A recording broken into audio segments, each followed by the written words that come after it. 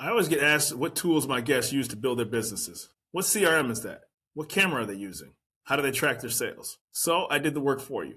I compiled a list of the top 20 tools and resources mentioned by my guests into a free PDF guide.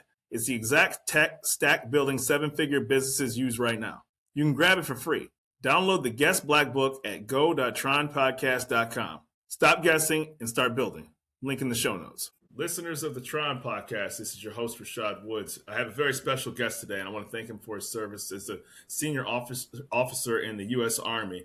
He then retired and transitioned to civilian life to a very successful entrepreneurial career with his company, Skillful Brands, based right out of Washington, D.C. You really want to listen to this episode, Mr. Antwon Person. Thank you, sir. Hey, Rashad, thank you for having me on your platform.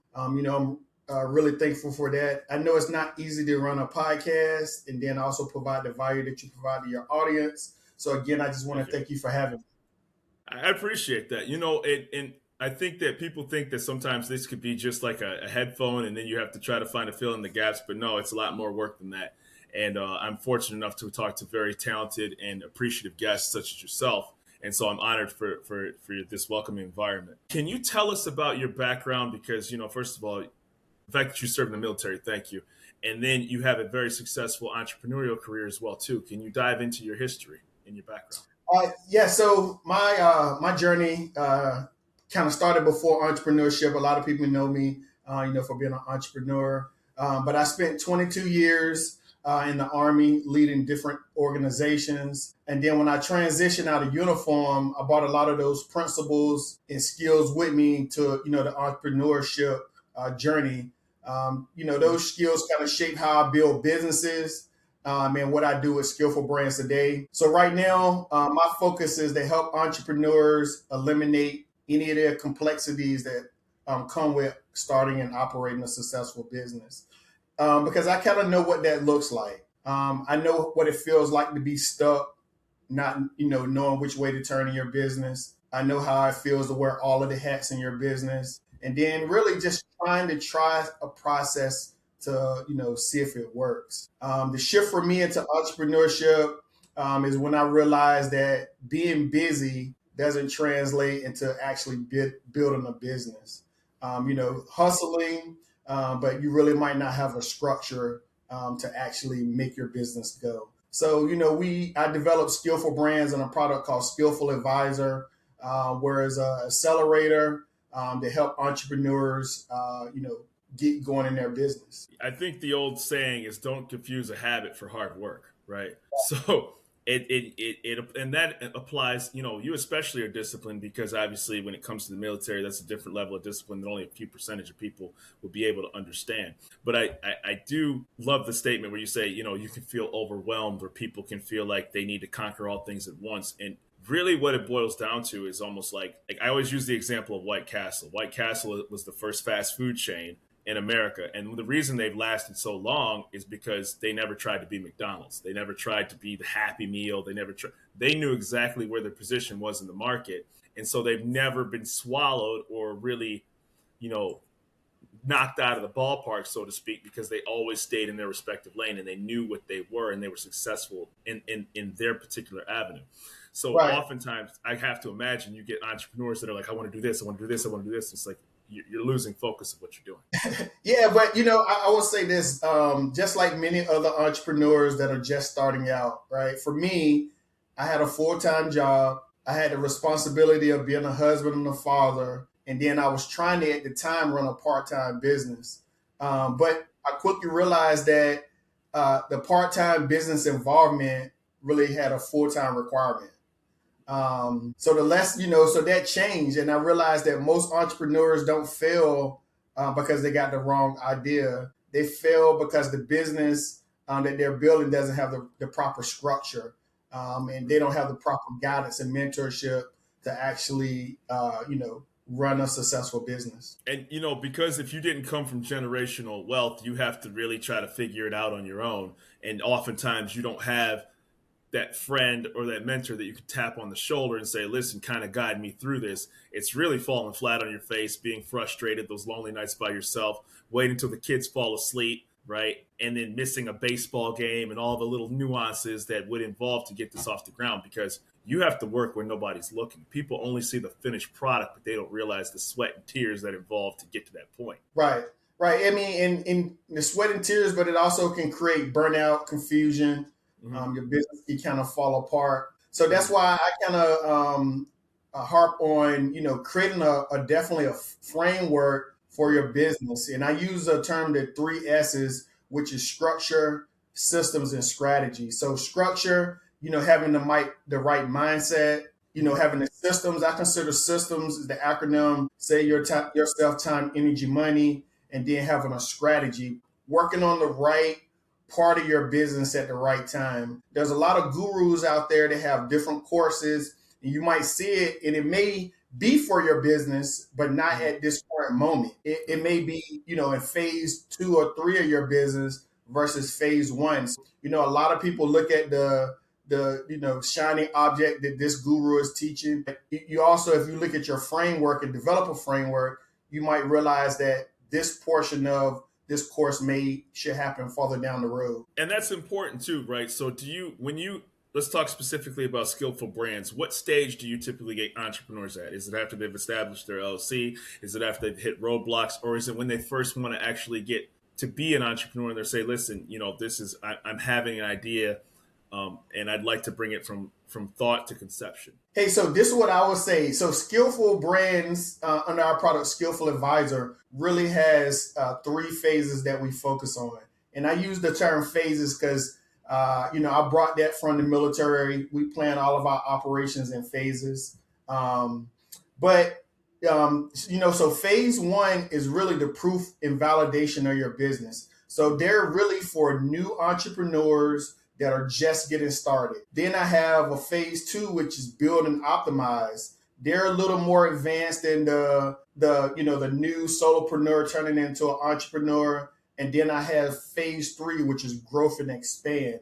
So we kind of help all entrepreneurs across the spectrum. But for me personally, I love working with entrepreneurs that are in the proof and validation, because I knew and I know what it took for me to actually get going. So I know all of the mistakes that I made. So for me, I have a passion for helping new entrepreneurs, but our program, depending on, which phase you enter in, can help seasoned entrepreneurs as well. I just take a liking in helping new entrepreneurs. That's wonderful. I think also too, considering, this is the era of digital and it's democratized a lot of the processes that maybe people didn't have before, where they didn't have access to information or people such as yourself. Because, if you live in an area where you don't have a lot of people to reach out to, if you're fortunate enough to have internet access now, which a lot of people do, I won't say everyone, now you can actually see that there are avenues to build your business and be successful at it in ways that previously didn't exist.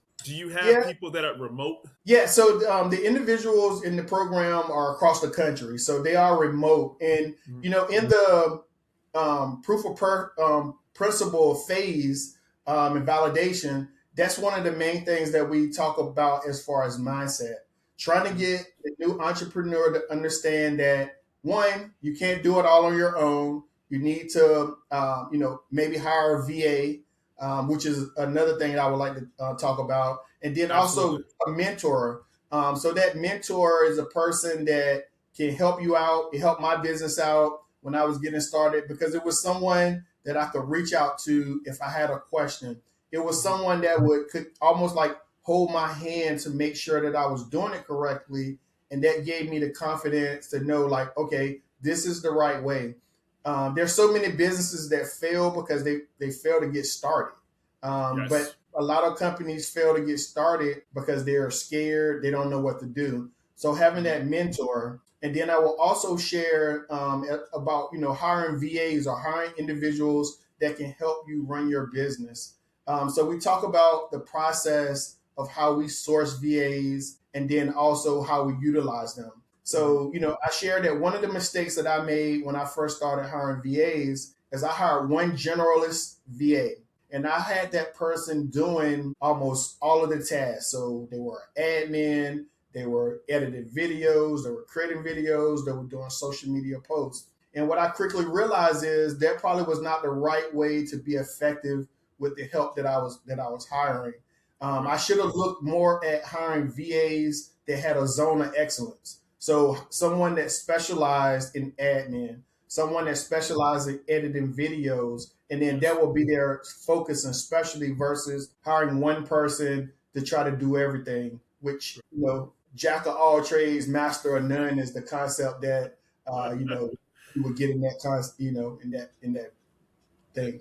Without question, and I think that the adage of, when they talk about building something, build one good mousetrap, right? So, like you said, it's better to get somebody that masters in one good skill, or particularly somebody who's very good at what you're not very good at, right? Right. Because what happens is that you tend to gravitate towards what you like. It's like basketball, right? You'll if you really don't like to dribble with your left hand, you'll work on your left hand for like 5 minutes, but then you're going to gravitate towards your right.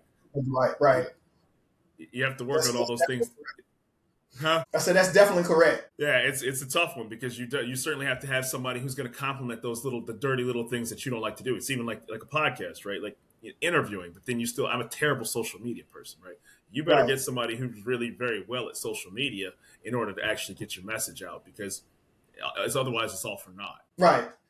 And Yeah. and I will also add, so framework, but then entrepreneurs also need to have some type of system and process. So another thing, let's say about the VA. So we also realized that we needed some type of onboarding process for That's what I was going to our ask about VA. too. Yeah. That would allow them to come into our culture, understand our mission, understand our ideal client, understand their responsibilities, and then things will start to work out a lot smoother. So we developed an Right. onboarding process for the VAs where they come in, they learn all about the culture, and that's really been helpful because it also brings them into our organization and give them a responsibility that they uphold. So Yeah. that's all been working out great. That's fantastic. So, and again, so my question is this, and this is kind of an out of the box question, because there's really not been a lot of new products that have come out. There's just more personal preferences of what you use, right? When people are coming to an idea and conception, if you're an entrepreneur and you're saying, well, somebody's done that already, or I'm kind of mimicking this, because we utilize different services and tools every single day. You can go to Burger King or Wendy's or McDonald's. They all serve cheeseburgers and fries, right? How do you get somebody who says, I had this idea and it's already been something that's successful to market, but they themselves still want to bring this product to market? Yeah, so I use this concept here. So, when I started out doing as a real estate investor, and I bought multiple different courses to try to learn different concepts. But what I quickly realized is a lot of the concepts of being a real estate investor were the same, and then a guru would really put his twist on it, name a certain step, something that was tailored towards him and his Right. business, and then package it and sell it. And at the end of the day, it was the same course almost Right. that another investor had. So it's really all about tailoring your products and your services to your ideal client. It's all Wonderful. about the passion that you have, and how you brand your products and services to match your ideal client. A lot of times, I get a lot of people that ask me, should I be focused more on the product and service, or should I be personally branding myself? And I think initially starting out in our phase one, we kind of talk about doing both because people will buy from someone that they're comfortable with. So as Yes. you initially get started, it's all about branding both yourself, getting your name out there, but Right. also providing a great product. As you get further away and get more established, then it may be you may do a transition where it's more about the product than you. Because at the end of the day, in phase three, phase four, you may want to step away for legacy and freedom, and you Right. have to start transitioning your brand to stand alone versus just you. But in Right. phase one, really, it's about yourself and you branding it as well. Yeah, I think that's a powerful statement too, because you can still have and you know a very successful firm, company, and client base based upon the service that you provide for them. Maybe they don't want to necessarily talk to if you have a small IT firm, for example, it's going to work very effective for your local base nearby of those businesses that can talk to you directly, have personalized service, have a personalized onboarding, talk to the CEO themselves, the VP, the CTO, instead of just getting a preloaded computer and you kind of figuring out on your own and you're like, well, I don't have a lot of guidance here. Right. Right, right. Yeah, because one of my friends was telling me a couple of weeks ago that he had, signed up for a certain CRM, and then one day he was just setting it up, and he got a call, and it was actually from the CEO of that company, just calling him to see Wow. how he was doing, and that that's really big. That you would Absolutely. just openly get a call from the CEO and just say like, "Hey, we know you signed up. It's been about a Right. week. What are your thoughts on the product?" Right, and that goes a long way. And then next, thing you know, you're like, man, oh, that's a take my cell, etc. So Right. when it comes to skillful brands in particular, and you're onboarding a client, and they get that initial call and that setup, can you kind of walk people through what your stages of your process is? Okay, yep. So what we have is we do onboarding calls Okay. because all entrepreneurs are in different stages, and then it may be some entrepreneurs that we can't help, so we don't want to take anyone's money. So they go to our website, skillfuladvisor.com, schedule an onboarding, and then once they get there, we in the onboarding call we have a questionnaire just to kind of see where we can help them at. Our focus really for new entrepreneurs, we want to get them to making 10K a month continuously. Wonderful. Phase two is from 11 to 50K a month. So if you're in phase two, we want to definitely get you in that range. And then our phase three is above 50K and beyond.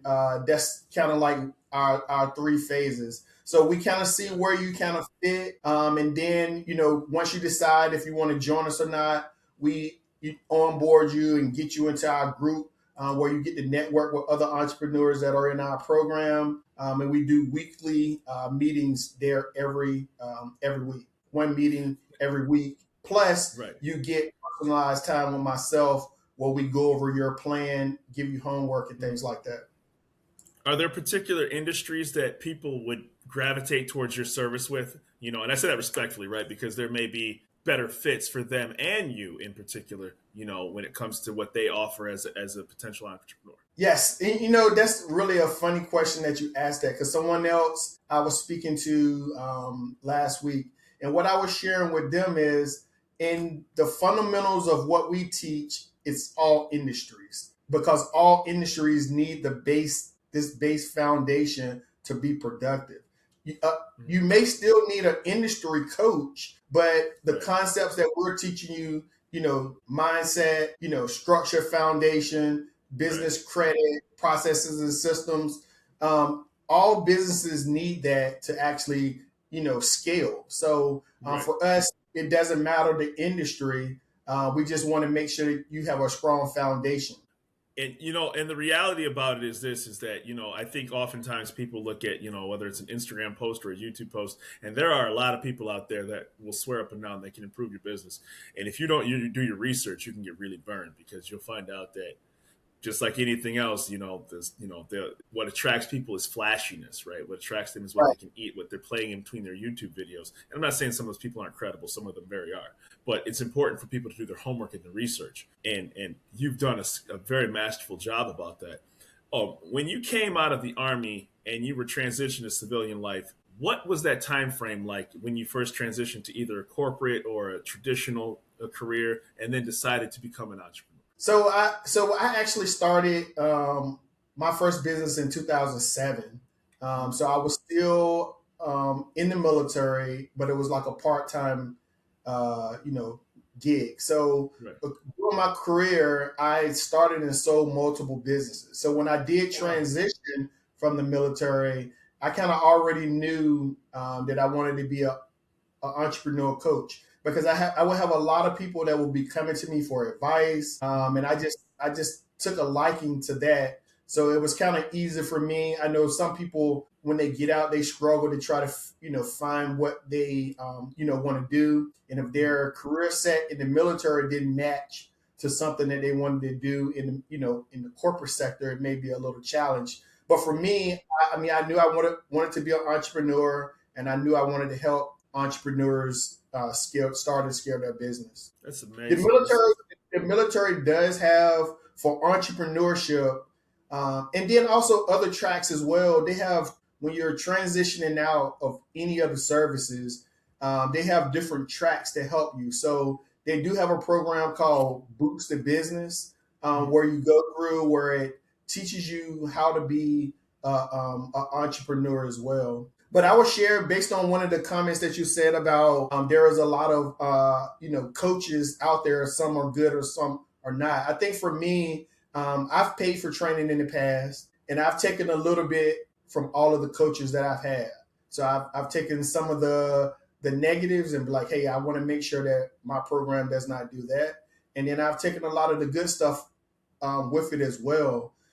So it's been really rewarding just, going through some of those different trainings. And then the last thing I would say just on leadership, when I was transitioning out of the military, I've had the opportunity to lead many different organizations. But one of the last organizations that I did lead when I was in the military was an organization called Defense Logistics Agency, and Well, troop support section of that, and they deal directly with corporate organizations. So if you really think about it, the military really doesn't produce any of the commodities or that they use. They usually purchase a lot of the things from corporate entities and transition it into the military. So for me, when I led DLA troop support, I was the liaison pretty much from the military engaging with the corporate entities for different wonderful. the military needed. So I got a first-hand understanding of how corporate supply chain works and, Yeah. The link between the two. So I felt like I was in the military, but I got to see directly how the civilian and corporate sector work as far as supply chain and leadership. So I bring that, with me as well, just when I'm, talking to entrepreneurs. Yeah, like over 20 years ago, I was an intern at Sears Corporate, and the majority of the people that were in charge of the supply chain were actually from the military, right? Because when it came to logistics in particular, I can only imagine how integral like logistics is at that level, right?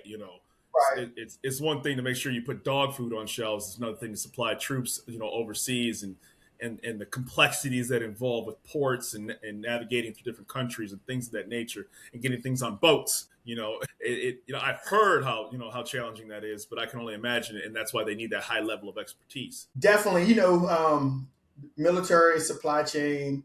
It deals. Obviously, military is here to support and win wars. So you have that part of the supply chain, understanding how to support the warfighter. But at Defense Logistics Agency, you also have people that are not at war, and just understanding how to support them with clothes, food, Mm-hmm. medical supplies, Yeah. eyeglasses. So just having an overall perspective on, those commodities and how that works really helps me when I'm talking to, other entrepreneurs that may have a supply chain problem or may need, help sourcing a product. So, I'm really appreciative of my experience. That's fantastic. I've always been a big proponent of being conscious of people's time, but I could talk about, pick your brain forever because the stories and the success that I'm only getting small doses of what you've really accomplished in life in the small amount of time that you've been fortunate enough to share on this show. For the purpose of this show, because obviously people know who you are and you're very successful in your business, where can people find Antwon Person, excuse me, and Skillful Brands? Yes. So I'm real heavy on LinkedIn now. So you can always find me on LinkedIn. I think I'm the only Antwon person there. So You that's are. Antwon, last name Person, Person. You can definitely find me on there if you want to connect directly with me. Or you can go to skillfuladvisor.com and you can find out more about our accelerator program there. And like I said, I really am very appreciative of your service and the protection you have provided and the time that you put in to serve the country. It takes a very very dedicated individual to put their lives on the line to keep us safe every single day. So I'm very appreciative of that. And Thank for you. what you do for entrepreneurs and your programs and services you offer, I would hope that everybody who's listening to this show would reach out to Antwon, because his advice and his authenticity is tantamount to what your success could be. And thank you for your time for being on the show. Thank you, sir. Thank you for having me. I appreciate you. And this is Rashad on the Randomness to Nothing podcast. If you like this, please subscribe and listen. Have a wonderful day. Thanks, Antwon. That was awesome.